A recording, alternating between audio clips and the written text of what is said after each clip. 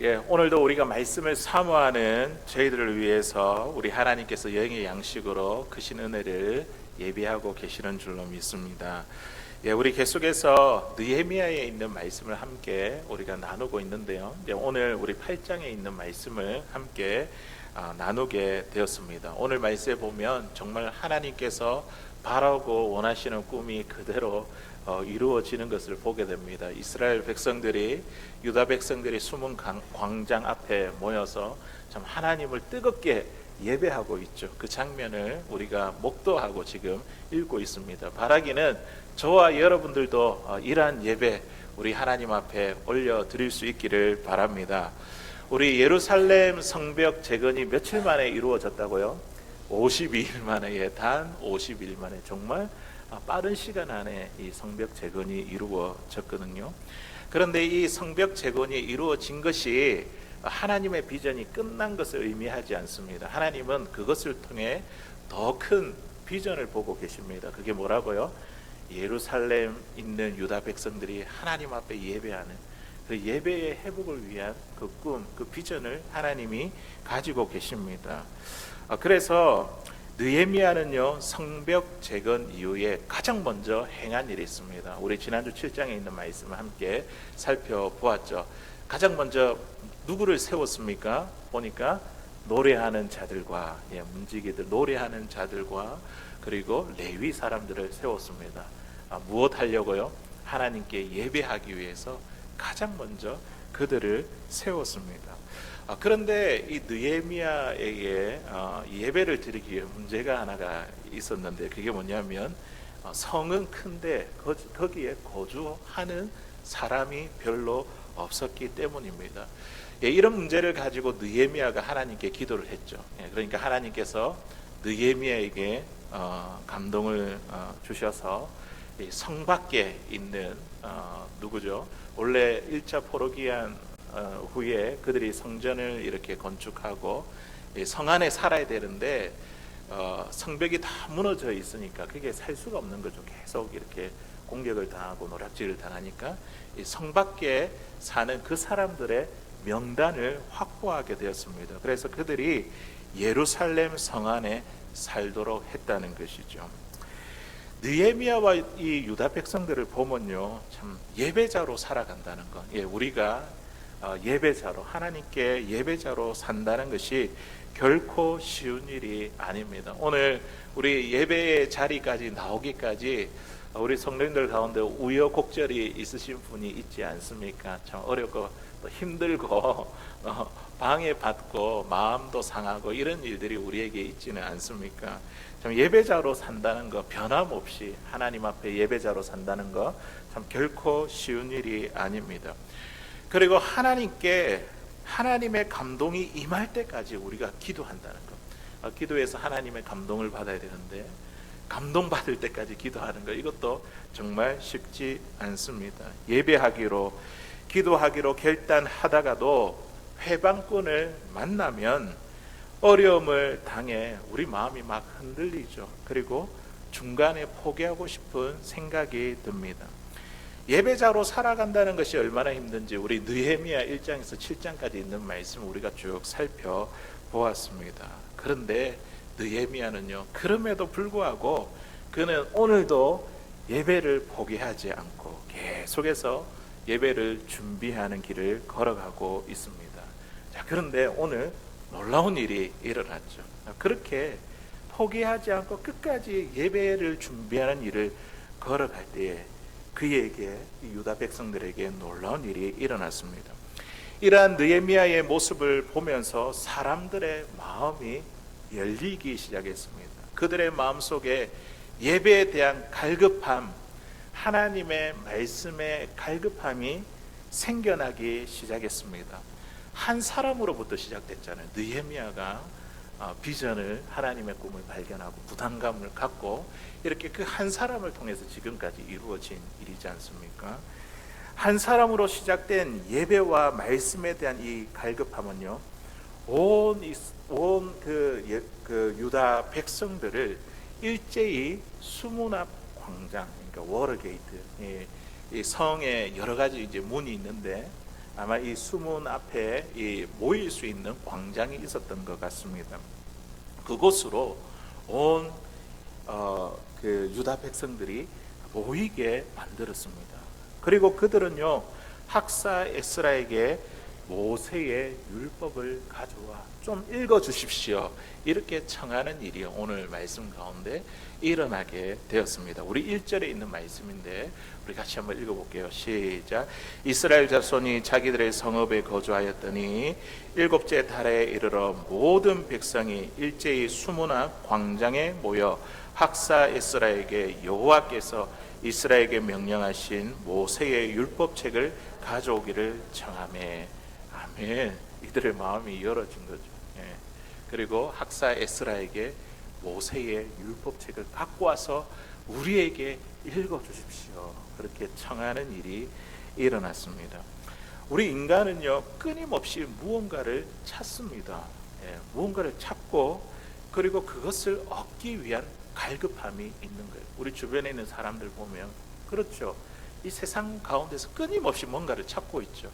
그리고 그것을 얻기 위한 갈급함들이 다 있습니다. 그래서 사람들은요, 그 갈급함을 채워주는 곳으로 모이게 되어 있습니다. 물질이 갈급한 사람들은요, 물질이 있는 곳으로 사람들이 막 이렇게 모여듭니다.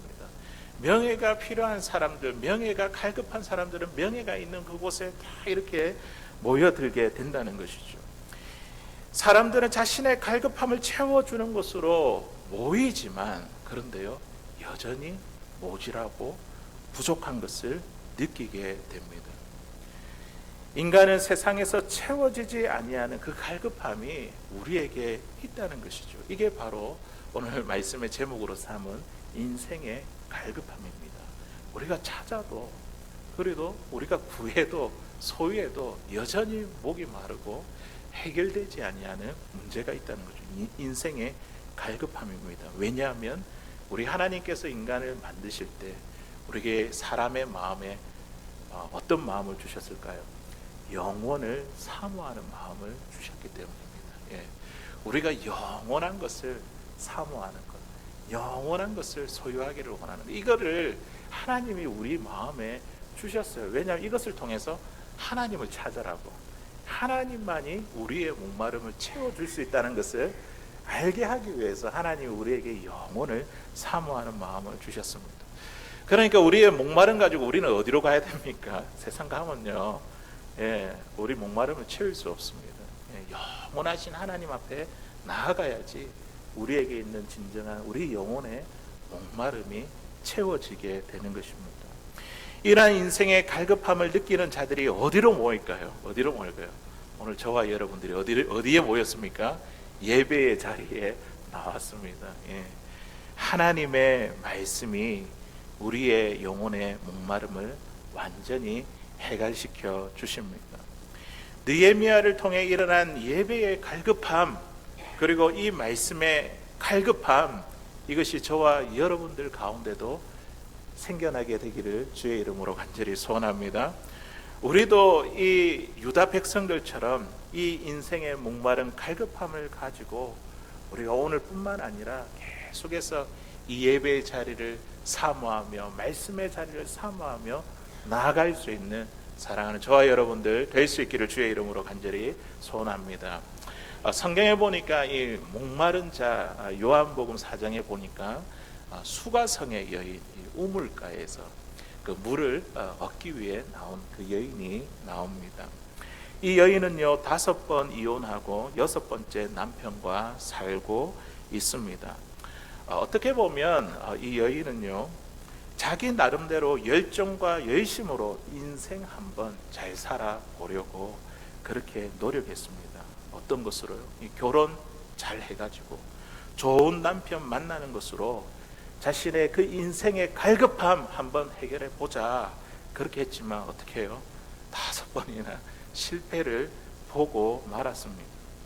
좋은 남편을 만나는 것으로 인생의 갈급함을 해결할 수 없다는 것이죠.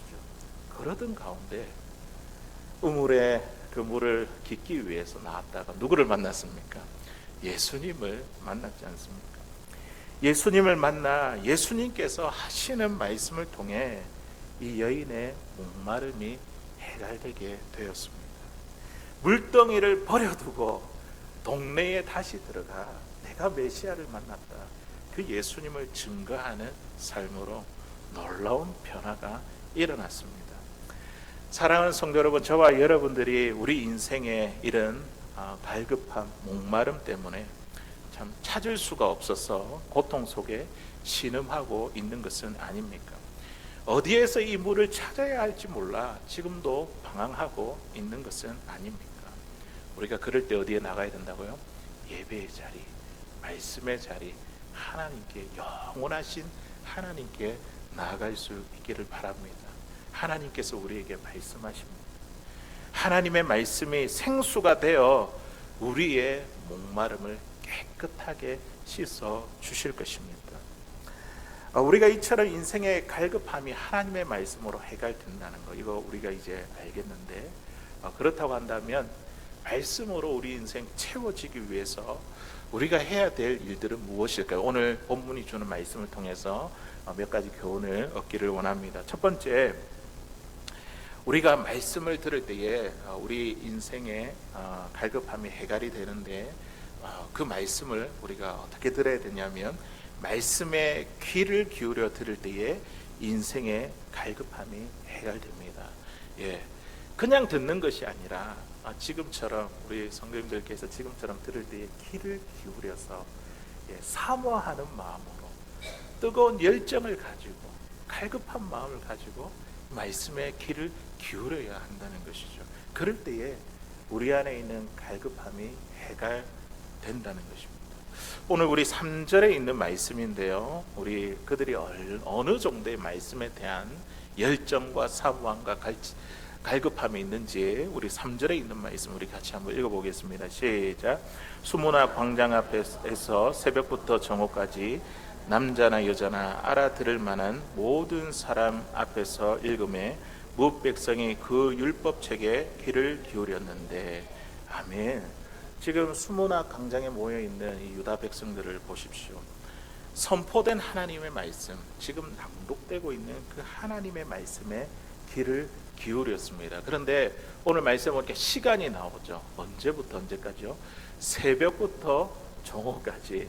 새벽이라고 하는 것은 우리 이제 아침에 동이 트는 이제 그런 이제 무렵인데, 우리가 한 새벽 6시로 생각을 해본다면 6시부터 오후 12시까지 6시간, 무려 6시간 동안이나 하나님의 말씀이 선포되고 낭독되고 있는 것입니다.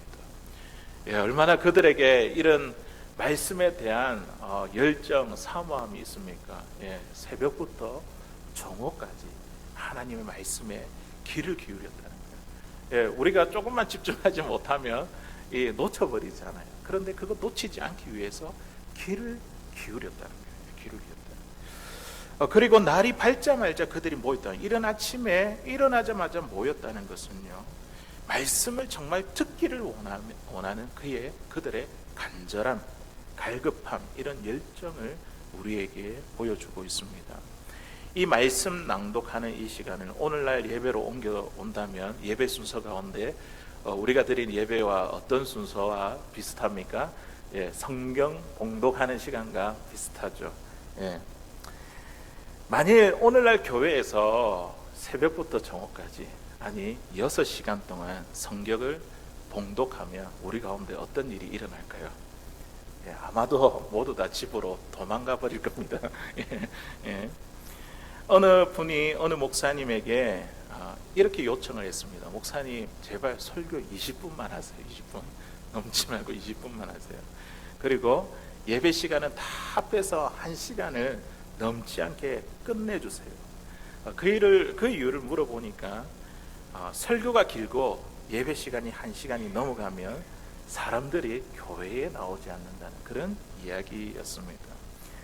그렇다면 오늘날 드리는 이 예배, 1시간 이 예배와 수문화 광장에서 진행되는 이 예배와 차이가 있지 않습니까? 차이. 어떤 차이가 있죠? 단순한 시간의 차이일까요? 우리 성경 봉독 시간이 한 3분 정도 되는데 3분과 6시간 단순히 이 시간 차이를 말하고 있을까요? 그렇지 않습니다. 무엇에 대한 차이입니까? 그것은 바로 예배자의 갈급함에 대한 차이입니다. 얼마나 갈급해 하는가, 얼마나 갈급한지 그들이 6시간을 들어도 꼼짝도 하지 않고 하나님의 말씀에 귀를 기울이고 있습니다. 말씀에 대한 갈급함의 차이가 성경 봉독의 3분과 7시간, 6시간의 차이를 만들어냈습니다. 말씀에 대한 목마름이 예배 시간 1시간과 8일간의 차이를 만들어냈습니다. 오늘 말씀에 보니까 이들이 이렇게 예배하는 것이 그날 하루만 이루어진 것이 아니라 8일 동안 이 일이 이루어졌습니다. 18절에 있는 말씀에 보니까요, 에스라는 첫날부터 끝날까지 날마다 하나님의 율법책을 낭독하고 무리가 이레 동안 절기를 지키고 여덟째 날에 규례를 따라 성회를 열었느니라. 아멘. 보니까 하루만 이 일이 일어난 것이 아니라 새벽부터 정오까지 8일 동안, 그리고 정오로 끝난 게 아니에요. 나중에 우리 두 번째 대지에도 보면 그 말씀을 해석하는 그런 시간도 있었거든요. 그러니까 하루 종일 하나님의 말씀에 기울여 듣고 깨닫고 그 일이 8일 동안 지속적으로 일어났다는 겁니다. 이 부흥이죠. 예배의 부흥, 말씀의 부흥이 그들 가운데 일어났습니다. 수문화 광장에 모인 사람들과 또 우리 요한복음 4장에 나오는 우물가의 여인은요, 다른 사람들과 일절 말하지 않았습니다. 오직 그 대신 하나님의 말씀에 귀를 기울여 들었습니다. 말씀을 들으면 우리 안에 뭐가 생길까요? 믿음이 생깁니다. 말씀을 들으면요, 하나님을 향한 믿음이 생깁니다. 로마서 10장 17절에 있는 말씀에 보니까요, 우리 같이 읽어보겠습니다. 시작. 그러므로 믿음은 들음에서 나며 들음은 그리스도의 말씀으로 말미암았느니라. 아멘. 하나님의 말씀이 우리의 갈급함을 해결시켜 주십니다. 말씀을 통해서 우리에게 믿음이 자란다니까요. 이 말씀은 누구의 말씀입니까? 예수 그리스도의 말씀. 우리가 성경을 읽지만 이 성경은 누구의 말씀? 하나님의 말씀이잖아요. 그 하나님의 말씀을 우리가 들을 때만이 우리 안에 있는 목마름이 해결되는 것입니다. 말씀을 통해서 우리의 믿음이 자라나게 된다는 것입니다. 하나님의 말씀을 듣고자 하는 이 열정과 갈급함이 수문 광장 앞에 드리는 예배, 또 우리가 1시간 드리는 이 예배의 차이를 만들어 냈습니다. 하나님의 이 말씀은요, 눈물 나는 우리의 인생을 축제가 되게 해 주실 것입니다. 그리고 이 하나님의 말씀은요, 피곤하고 무기력한 우리들에게 힘을 주어 다시 한번 기쁨과 감사의 삶으로 우리의 삶을 인도해 주시는 줄로 믿습니다. 그러므로 우리 여러분들 가운데에 말씀에 대한 갈급함, 열정을 다시 한번 더 회복해서 정말 우리 안에 인생의 갈급함이 해결되는 그런 은혜를 누릴 수 있는 저와 여러분 될 수 있기를 주의 이름으로 간절히 소원합니다. 두 번째로 우리가 인생의 갈급함 어떻게 해결될 수 있냐면, 말씀을 깨달을 때에 인생의 갈급함이 해결됩니다. 첫 번째는 들어야 되겠죠. 첫 번째 듣고자 하는 그 열정, 갈급함, 그 열심, 그게 첫 번째라면, 두 번째는요, 그 말씀을 듣는 것에 끝나는 것이 아니라 깨달아야 됩니다. 이제는 그 말씀이 무엇인지 깨달을 때에 우리 인생의 갈급함이 해결됩니다. 우리 8절에 있는 말씀 우리 같이 한번 읽어보겠습니다. 시작. 하나님의 율법책을 낭독하고 그 뜻을 해석하여 백성에게 그 낭독하는 것을 다 깨닫게 하니. 아멘. 수문학 광장에 모여있는 그 유다 백성들, 하나님의 말씀에 듣는 것으로 끝나지 않았습니다. 새벽부터 정오까지 낭독되는 말씀을 듣고 집으로 다 돌아가지 않았습니다. 말씀이 낭독된 그 다음 순서가 진행되었다는 것이죠. 그것은 바로 낭독된 말씀을 깨닫게 되는 그런 순서였습니다. 그때 당시 이 유다 사람들은요, 유다 백성들은 바벨론 포로 생활을 오래 해왔기 때문에, 또 그들의 후예였기 때문에 그들 대부분은요 히브리어의 익숙하지 못했을 것입니다. 우리가 미국에 이제 이민 와서 살 때에 우리가 마치 이민 1세대가 영어에 익숙하지 못하잖아요. 그런데 우리 자녀들은 미국 학교에 다니고 그 문화에 배워서 그 문화에 익숙하게 자라기 때문에 그들에게 편한 것은 한국말이 아니라 영어죠. 미국 말이지 않습니까? 우리의 자녀들이 영어에 대부분 익숙한 것처럼 그들 대부분은요 바벨론의 언어에 익숙하지 않았을까요? 그래서 말씀을 낭독한 후에 에스라와 레위 사람들은요 그들에게 낭독된 말씀을 잘 이해할 수 있도록 그들의 언어로 설명해주고 그들에게 깨닫게 해 주었습니다. 말씀 낭독이 끝나고 말씀을 깨닫게 해주는 이 순서를 오늘날 예배의 순서로 갖고 오면 그게 뭐겠습니까? 성경 봉독 후에 제가 설교를 하지 않습니까?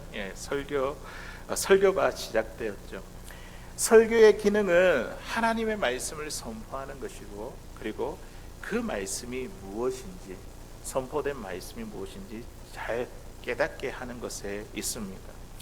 느헤미야 8장에 있는 말씀에 보면요 깨닫다, 이해하다 이런 단어가 이런 말씀이 무려 6번이나 반복해서 나옵니다. 그래서 우리가 말씀을 듣고 그 다음에 깨닫는 것이 얼마나 중요한지 우리에게 가르쳐주고 있는 그런 보여주고 있는 대목입니다. 그러므로 설교의 중요한 기능은 하나님의 뜻을 해석해서 깨닫게 하는 것인데 오늘 본문 가운데 누가 이 일을 지금 하고 있습니까? 누가 이 일을 하고 있다고요? 학사 겸 제사장인 에스라와 또 그와 함께한 레위 사람들이었습니다. 오늘 말씀에 보니까 그 강단이 있고요. 강단에서 말씀을 낭독하는데 양옆으로 우리가 발음하기 어려운 사람들의 이름을 쭉 이렇게 읽었지 않습니까? 아마도 그 6사람이 혼자서 다 못 읽으니까 돌아가면서 이렇게 읽지 않았을까요?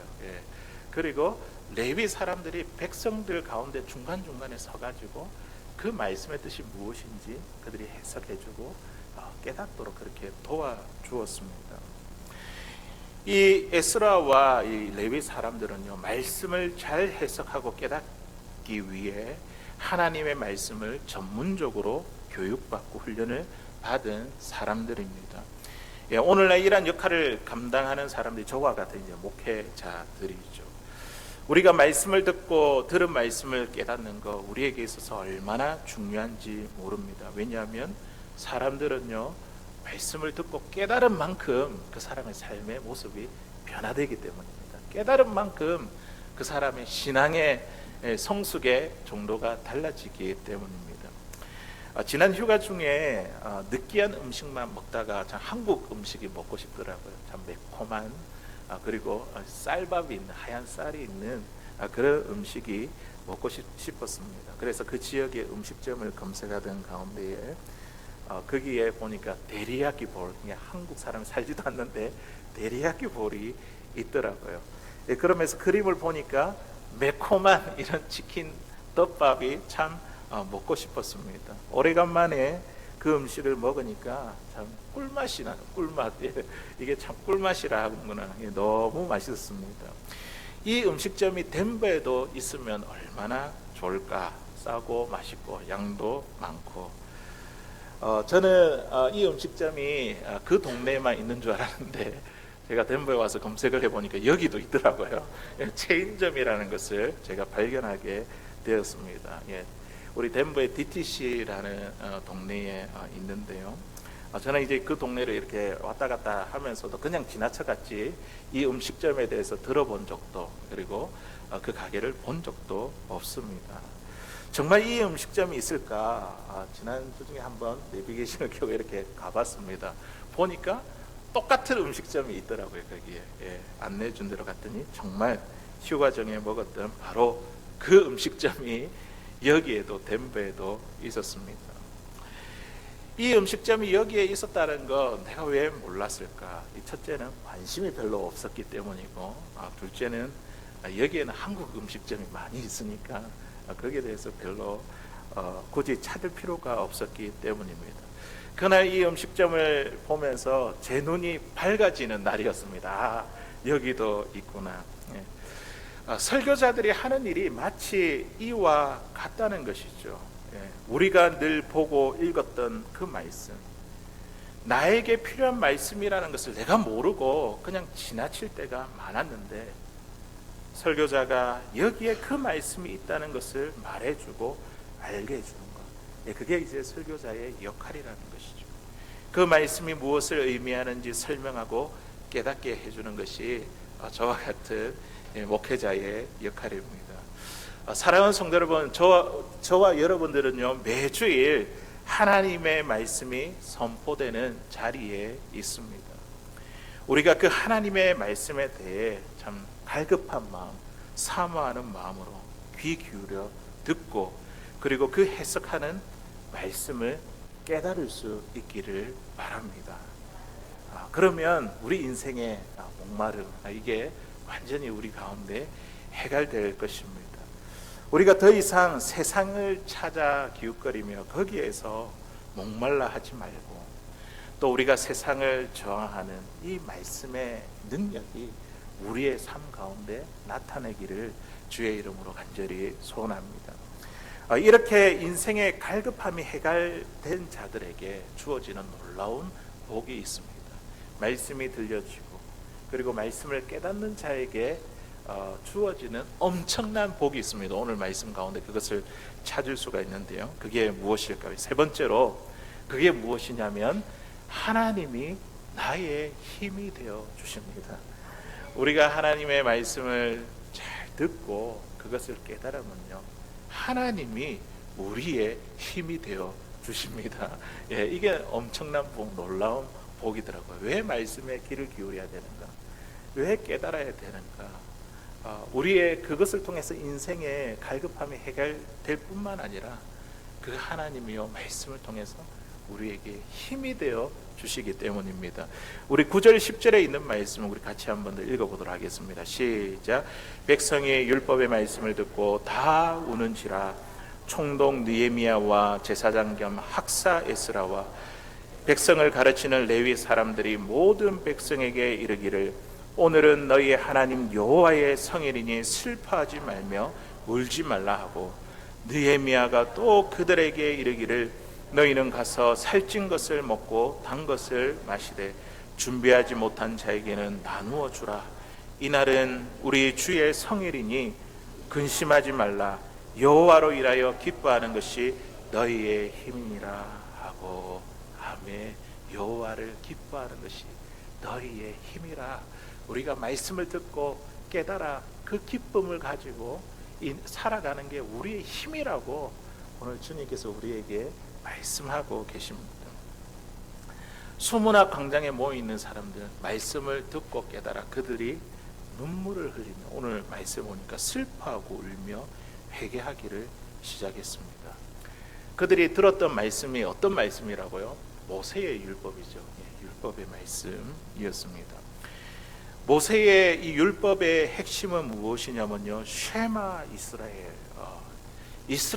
이스라엘아 들어라, 이렇게 시작되는 신명기 6장 4절에서 5절까지 있는 말씀이 굉장히 중요한 말씀이죠. 성경의 주제와도 같은 말씀인데 우리 같이 한번 읽어보도록 하겠습니다. 시작. 이스라엘아 들어라. 우리 하나님 여호와는 오직 유일한 여호와시니 너는 마음을 다하고 뜻을 다하고 힘을 다하여 내 하나님 여호와를 사랑하라. 아멘. 내 하나님 여호와를 사랑하라. 이게 구약 성경의 모세오경 주제와 같은 말씀이죠. 그들이 이 말씀을 듣고 왜 슬퍼하며 울었을까요? 이게 슬픈 말씀인가요? 어떻게 생각합니까? 왜 슬퍼하고 울었을까요? 그들이 하나님의 말씀을 깨달았기 때문입니다. 내 하나님 여호와를 사랑해야 되는데, 마음과 뜻과 힘을 다해서 하나님을 사랑해야 되는데, 그들의 삶의 모습을 보니까 지금까지 하나님을 떠나 하나님을 사랑하지 않고 세상을 사랑하며 우상을 섬겨온 이 죄를 발견했기 때문입니다. 그런데 여기서 끝난 것이 아니죠. 그럼에도 불구하고 이러한 자신들을 버리지 않고 여전히 변함없이 사랑하시는 그 하나님을 만났기 때문에 그들이 지금 슬퍼하고 울며 하나님께 돌이키며 회개하고 있는 것입니다. 하나님의 이 말씀이 유다 백성들의 이 마음을 터치하기 시작했습니다. 그들은요 죄에 돌이켜 하나님께로 돌아가기로 결심했습니다. 말씀으로 죄를 깨닫고 돌아가는 것, 하나님께 돌아가는 것, 이게 회개죠. 회개하는 역사가 일어났습니다. 하나님의 말씀이 이런 능력이 있다는 거죠. 로마서 3장 20절에 있는 말씀 우리 같이 읽어보겠습니다. 그러므로 율법의 행위로 그의 앞에 의롭다 하심을 얻을 육체가 없나니 율법으로는 죄를 깨달음이라. 아멘. 우리가 하나님의 말씀을 깨닫는 것이 얼마나 중요한지 모릅니다. 말씀을 깨달으면요 우리 안에 있는 죄를 발견하게 됩니다. 그리고 그뿐만 아니라 내가 이렇게 죄가 많은데 우리 하나님 여전히 변함없이 나를 사랑하시는 하나님을 만나게 되기 때문에 이 말씀을 깨닫는 것이 얼마나 중요한지 모릅니다. 우리 이런 찬양이 있거든요. 주님과 같이 우리 아시는 분 한번 불러볼까요? 주님과 같이 내 마음 만지는 분은 없네. 오랜 세월 찾아 나날았네. 내겐 주밖에 없네. 주님과 같이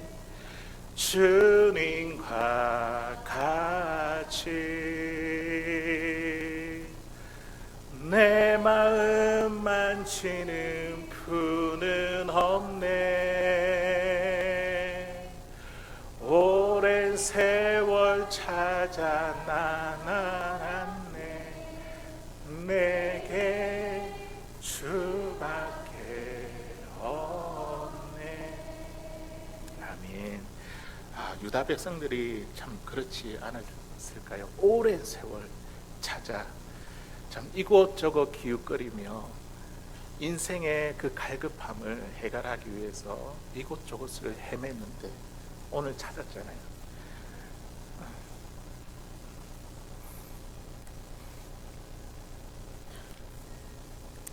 그 주님을 찾고 그들의 죄를 발견하고 하나님이 여전히 변함없이 그들을 사랑하시는 것, 이것을 발견하게 되었습니다.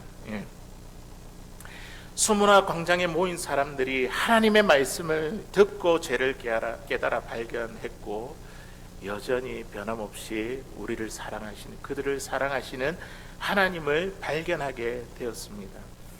모두 다 울고 회개하고 슬퍼할 때에 우리 느헤미야가 오늘 뭐라고 이야기했죠? 이것으로 끝나는 것이 아니라 하나님의 엄청난 위로가 그들 가운데 임했습니다. 느헤미야와 에스라와 레위 사람들이 이렇게 이야기하죠. 슬퍼하지 말고 근심하지 말라. 그렇게 위로했습니다. 이 위로는 회개하는 자에게 부어주시는 하나님의 은혜입니다. 슬퍼하거나 근심하지 말라는 이 위로는요 여기서 멈추지 않고 느헤미야는 뭐라고 이야기하고 있습니까? 여호와를 기뻐하는 것, 여호와로 인하여 기뻐하는 것이 너희에게 힘이다. 이제 슬퍼하지 말고 근심하지 말고 그 하나님을 기뻐하는 것이 이제 너희의 힘이다. 회개하는 자에게 이런 은혜가 있습니다. 이런 하나님의 위로가 있습니다. 사랑하는 성도 여러분, 우리의 인생살이가 고단하고 힘들어 우리 세상 가운데 참 이리 치고 저리 치여 힘이 없고 무기력한 가운데 있지는 않습니까? 우리의 인생의 목마름을 한번 해결해 보기 위해서 내가 열심히 살아보지만 여전히 부족함과 모질함을 느끼고 있지는 않습니까? 우리 삶의 힘과 에너지가 느껴지십니까? 만약 그렇지 않다고 한다면 사랑하는 저와 여러분, 오늘 이 예배의 자리로 여러분들에게 초청합니다. 말씀의 자리로 나아가십시오. 하나님의 말씀에 귀를 기울이고 그 말씀을 깨달으면 주님께서 우리의 마음에 기쁨이 충만하게 하실 것입니다. 그 기쁨을 가지고 하나님을 찬양해 보십시오. 그러면 하나님을 기뻐하는 것이 우리의 삶에 큰 힘이 됩니다. 설교 제목을 아주 길게 하기로 유명한 어느 목사님이 시편 23편에 있는 본문의 말씀을 정했습니다. 주일이 다가오자 주보를 하시는 집사님이 목사님에게 전화를 걸었습니다. 목사님, 이번 주 주일 설교 제목과 본문이 무엇입니까? 목사님이 이렇게 이야기합니다. 집사님, 본문은 시편 23편이고 설교 제목은 여호와는 나의 목자시니입니다. 이렇게 이야기를 했습니다.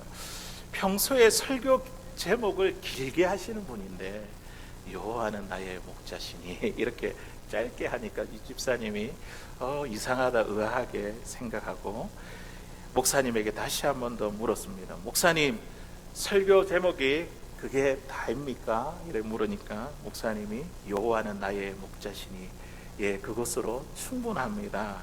이렇게 대답을 했습니다. 그리고 나서 집사님이 네, 알겠습니다 하고는 그 다음날 주보를 보는데 목사님이 이 주보에 기록되어 있는 설교 제목을 보며 그 순간 밀려오는 감동을 주체할 수 없어 눈물을 흘리며 설교를 했습니다. 그날 이 주보에 이 설교 제목을 보니까 이렇게 적혀 있었습니다. 여호와는 나의 목자시니 그것으로 충분합니다. 하나님은 우리의 목자가 되시고 그 목자가 되시기 때문에 우리의 모든 만족이시고 전부이시며 우리의 모든 것이 되십니다. 하나님이면 충분합니다. 주님이면 충분합니다. 그 하나님 때문에 내가 기뻐하고 즐거워하는 것, 이것이 우리에게 힘이 된다는 것이죠. 사랑하는 성도 여러분, 우리의 인생의 갈급함을 가지고 어디로 가겠습니까? 우리 이제 어디로 찾아가야 되겠습니까? 예배의 자리에 하나님의 말씀의 자리로 나아가시기를 바랍니다. 하나님의 말씀에 대한 열정과 갈급함으로 귀 기울여 그 말씀을 듣고 그 말씀을 깨달아 우리 인생의 갈급함이 해결되는 이 기쁨을 누릴 수 있기를 바랍니다. 주님이면 충분합니다. 주님으로 충분합니다. 이런 고백과 찬양으로 주님이 나의 힘이 되어주시는 이 복을 누리는 사랑하는 저와 여러분들 다 될 수 있기를 주의 이름으로 간절히 소원합니다.